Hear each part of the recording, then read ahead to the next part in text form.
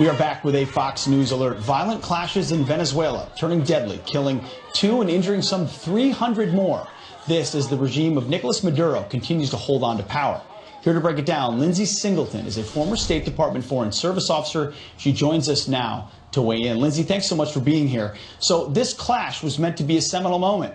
Will Maduro allow aid to come in? Will it make it through? It seems he repelled that aid with a lot of consequences. What's the latest?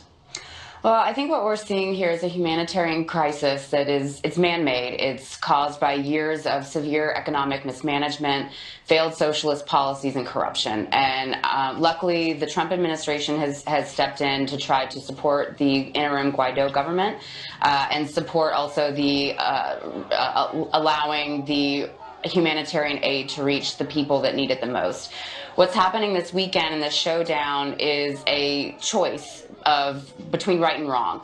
The Maduro regime has decided to continue to starve its people, but in the meantime, you have Venezuelan armed forces who right now have the choice to side with the people that they committed to serving and allowing aid to come in. And a number of them have started to defect. As of last night, there were around 20 foot soldiers who defected.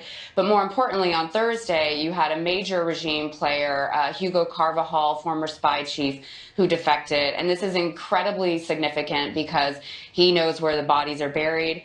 He will be able to provide testimony against members of the regime who stay, and he also sends a very strong message to those in the regime that might be considering defecting. Lindsay, we're more than 1 foot in. We're 2 feet in. I mean, we've invested in the opposition here. Foot soldiers leaving is different than a mass exodus of security forces. Americans looking at this are concerned, could this lead to war, U.S. intervention? Why should Americans be invested fully in the outcome in Venezuela?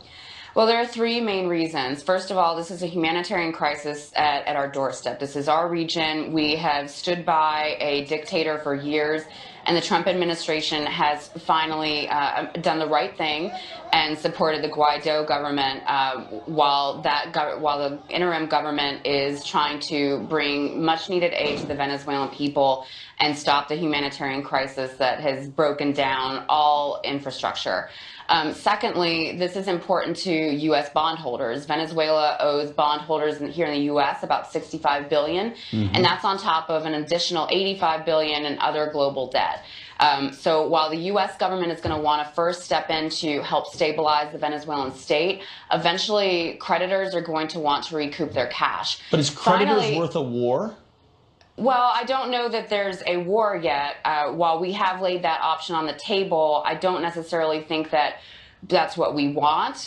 We are supportive of the interim government, but there's no indication that the United States is actually considering military action. We've heard it talked about. Lindsay Singleton, thank you very much for your time and your expertise and service to our country. Thanks for having me. We appreciate it.